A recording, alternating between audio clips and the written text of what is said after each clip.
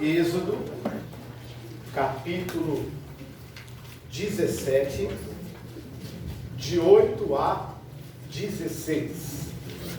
Êxodo, capítulo 17, de 8 a 16. Quero dizer aos irmãos que eu vou fazer uma reunião, com a líder das nossas crianças. Os irmãos estejam orando para nossas crianças estarem voltando, para as suas classes. Por quê? A escola aí fora está voltando, meus irmãos. E com todo o cuidado nós temos aí, o outro salão nosso, e que o Senhor possa dar estratégia para que as nossas crianças possam voltar aí para as suas classinhas também. Bom, Êxodo capítulo 17, de 8 a 16. O tema da série de mensagens que nós estamos fazendo, minhas lutas, minhas vitórias. Olha o que diz, meus irmãos, o texto. O texto diz assim: E sucedeu que os amalequitas vieram atacar os israelitas em Redifim. Então Moisés disse a Josué: Escolha alguns dos nossos homens e lute contra os amalequitas. Amanhã tomarei posição no alto da colina e com a vara de Deus em minhas mãos. Josué foi então lutar contra os amalequitas e conforme Moisés tinha ordenado, Moisés, Arão e Hur, porém subiram ao alto da colina. E enquanto Moisés mantinha as mãos erguidas, os israelitas venciam. Quando, porém, as abaixava, os amalequitas venciam. E quando as mãos de Moisés já estavam cansadas, eles pegaram uma pedra e colocaram debaixo dele, para que nela se assentasse. Arão e Hur mantiveram erguidas as mãos de Moisés, um de cada lado, de modo que as mãos permaneceram firmes até o pôr do sol.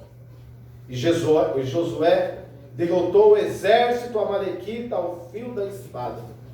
Depois o Senhor disse a Moisés: escreva isso num rolo, ou no livro, como memorial, e declare a Josué que farei que os amalequitas sejam esquecidos para sempre debaixo do céu.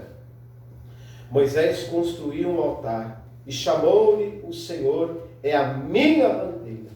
E jurou pelo trono do Senhor: o Senhor fará guerra contra os amalequitas, de geração em geração.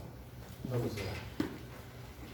Senhor nosso Deus, nosso Pai que estás nos céus, te agradeço, Pai, pela tua igreja que aqui está presente, Pai querido. Te peço, Senhor, por cada irmão.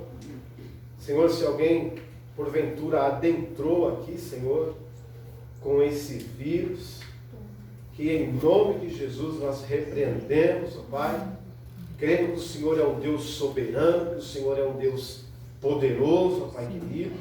Continue livrando, ó Pai, teu povo, continue livrando os seus. O Senhor possa aquecer, ó Deus, os corações daqueles que perderam o seu ente querido, ó Pai. Não dá para mensurar a dor, meu Deus. E agora, Senhor, fala, ó Pai, no coração do teu filho, da tua filha, assim como o Senhor falou no meu coração, em nome de Jesus. Amém.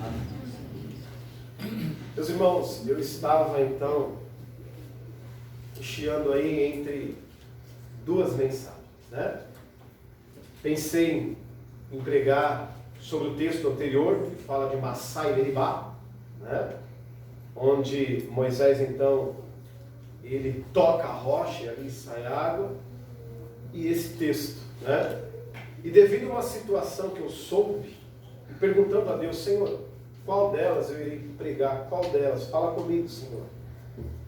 E devido a uma situação, duas situações, o Senhor então confirmou esta mensagem no meu coração. Minhas lutas, minhas vitórias. Tudo aquilo que você semeia na vida das pessoas de bom, pode ter certeza que o Senhor há de te abençoar grandemente.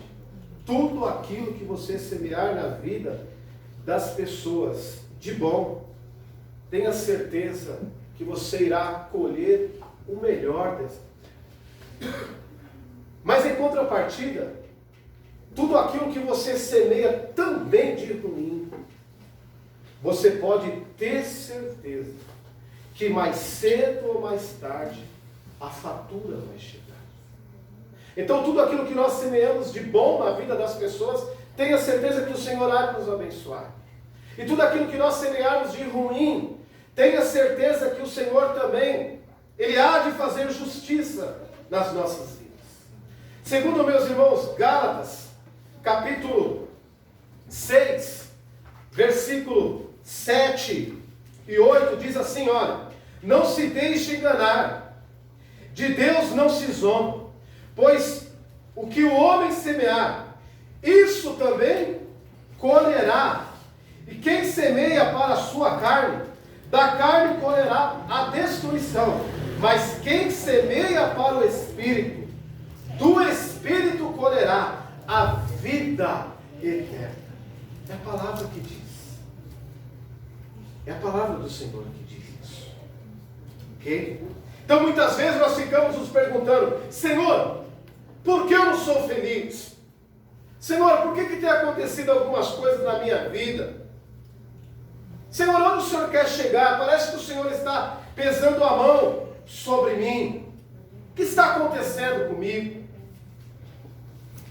Nós vemos no Salmos capítulo 139, versículo 23, 24, o salmista diz assim, Senhor, vê se há em mim algum caminho mau e guia-me pela vereda eterna. Olha que interessante. O salmista ele diz assim, Senhor, Davi está dizendo, Senhor, vê se há em mim algum mal. E se há em mim algum mal, por favor, guia-me pela vereda eterna, ou seja, guia-me para o bem. Porque ele sabia de fato que Deus era misericordioso, mas ele sabia também que a mão de Deus poderia pesar sobre a sua vida. O profeta Naum também corrobora com essa ideia, meus irmãos. O profeta Naum diz o seguinte, no capítulo 1, 3, 4, 5, ele diz o seguinte, que o Senhor não tem como inocente o culpado. O Senhor não tem como inocente. Se é culpado, para o Senhor, é culpado. Feliz é aquele, né, no grego o Macarios, feliz é aquele a qual o Senhor não imputa a sua ira. Muitas vezes nós visamos de fato um Deus amoroso, um Deus misericordioso, mas um dos atributos de Deus é a sua ira. Nosso Deus, Ele se ira. Vamos conhecer um pouquinho a respeito desse texto que eu acabei de ler. Quando houve então uma cisão entre Jacó e Esaú, os dois irmãos, nasceu da parte de Saul duas nações, dois povos, duas tribos, os amalequitas e os edomitas. Meus irmãos, tanto os amalequitas como os edomitas eram povo de Deus. Tanto os amalequitas como também os edomitas e o povo de Israel eram um povo só. Mas por causa da cisão que houve então entre Esaú e Jacó, nasceram essas duas tribos, os edomitas e os amalequitas. Eles prejudicaram e muito o povo de Deus.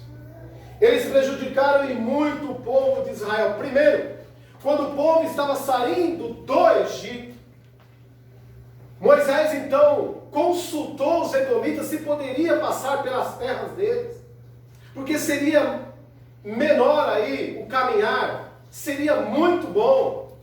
E a resposta dos edomitas foi a seguinte: de jeito nenhum. E se passar por aqui, nós iremos matar. Olha só, naquela época parente já se odiava. Né? Se passar por aqui, a gente vai matar. E os amalequitas? O que os amalequitas fizeram, meus irmãos? Quando o povo estava caminhando pelo deserto, o povo de Israel, o povo que saiu do Egito, foram surpreendidos numa batalha. E morreram muitos israelitas. Olha só. Esses dois povos fizeram o que era mal aos olhos de Deus. E vocês acham que Deus deixou para lá? Vocês acham que Deus esqueceu o que eles fizeram? Tanto os edomitas como os amalequitas. Um não deixou o povo passar pela sua terra. E o outro simplesmente, né, quando teve a oportunidade, guerreou o povo de Deus. Vocês acreditam que Deus iria deixar isso passar em branco? De forma nenhuma. Por isso que as palavras que eu comecei no preâmbulo dessa mensagem, os textos que eu acabei lendo para vocês, corroboram com essa ideia. Que Deus não esquece os nossos malfeitos. Que Deus não esquece as nossas maldades. Que Deus não esquece muitas vezes as nossas mazelas. Mas nós vemos nesse texto que mesmo nos dias ruins, mesmo nos dias de luta, o Senhor é conosco.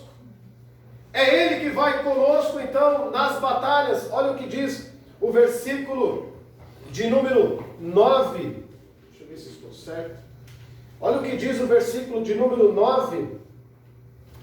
Ele diz assim: então Moisés disse a Josué: escolha alguns dos nossos homens e lute contra os amalequitas. Amanhã tomarei posição no alto da colina com a vara de Deus em minhas mãos.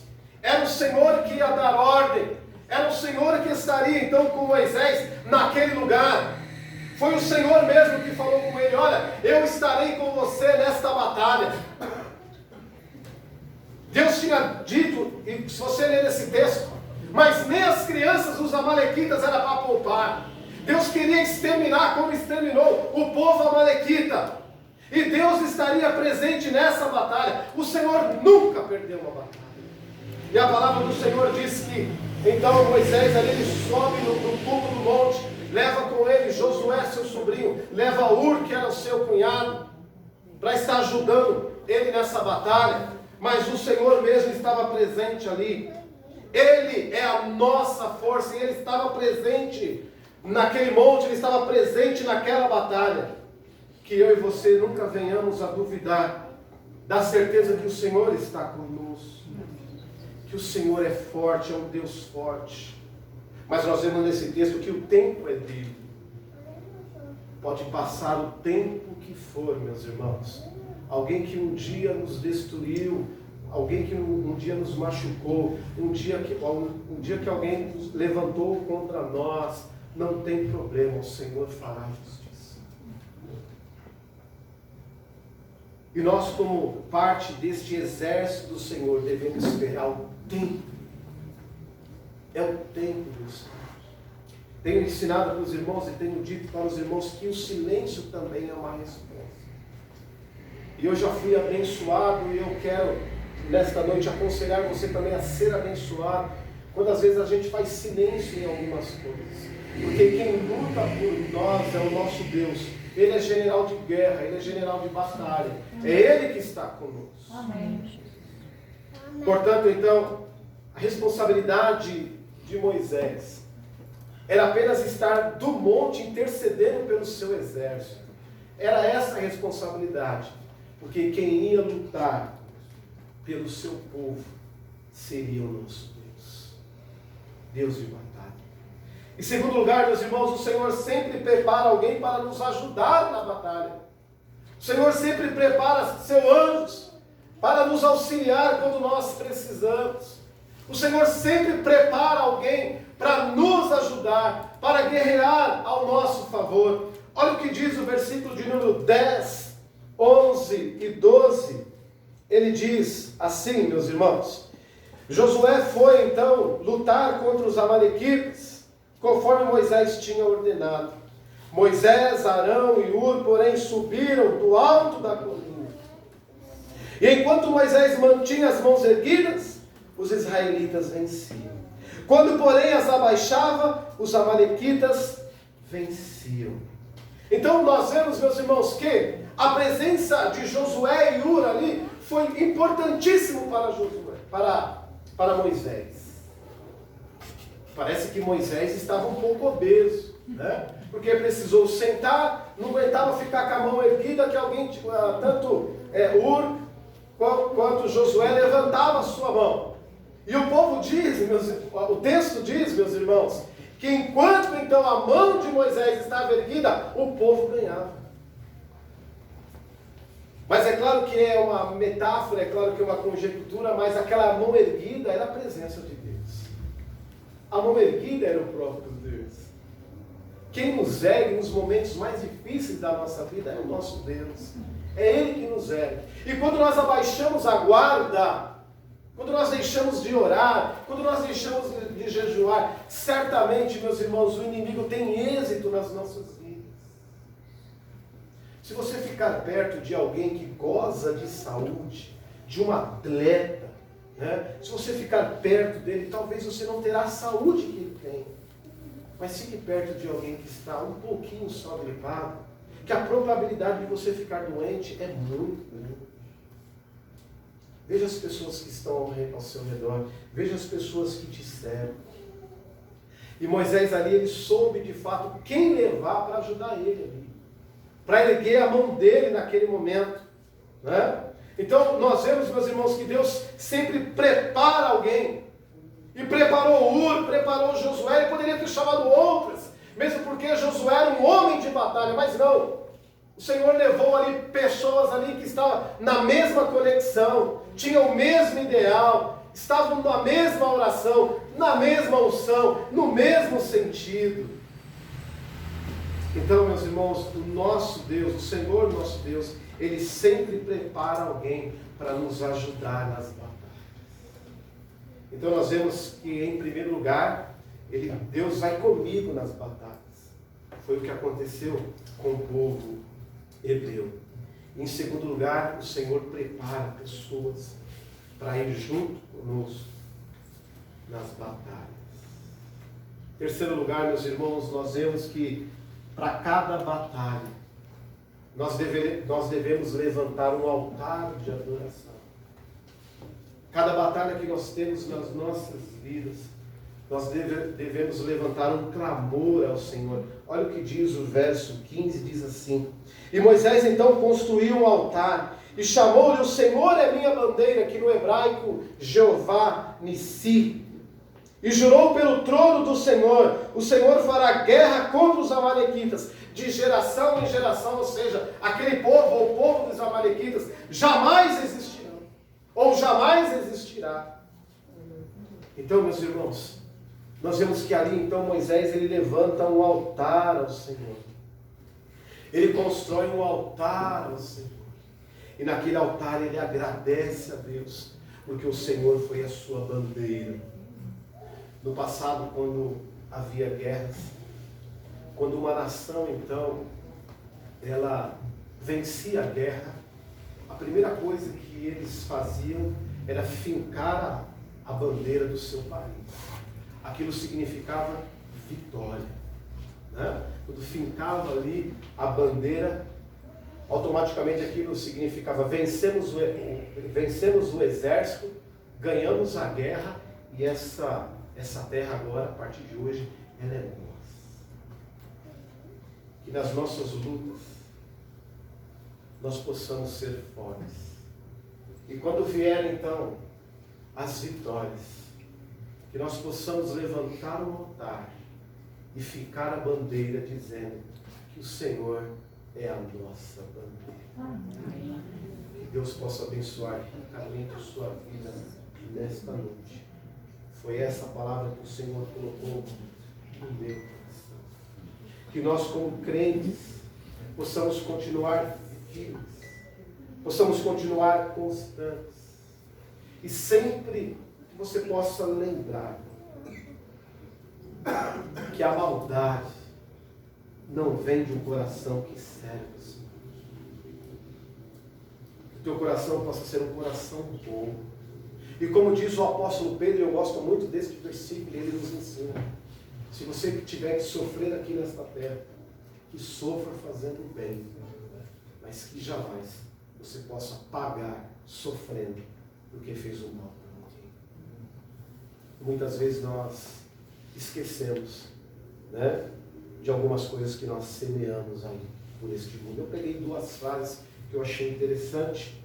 O prazer da vida está em fazer o bem, sem esperar retorno e nem agradecimentos. A segunda frase diz assim: faça o bem sem ver a quem, e muito menos esperar agradecimento ou reconhecimento de alguém. Quando nós fazemos o bem, nós testemunhamos a quem nós servimos. E quando nós fazemos o mal, nós testemunhamos também a quem nós temos servido. Que Deus abençoe a sua vida nesta noite. Ministério de Louvor, teu Pai.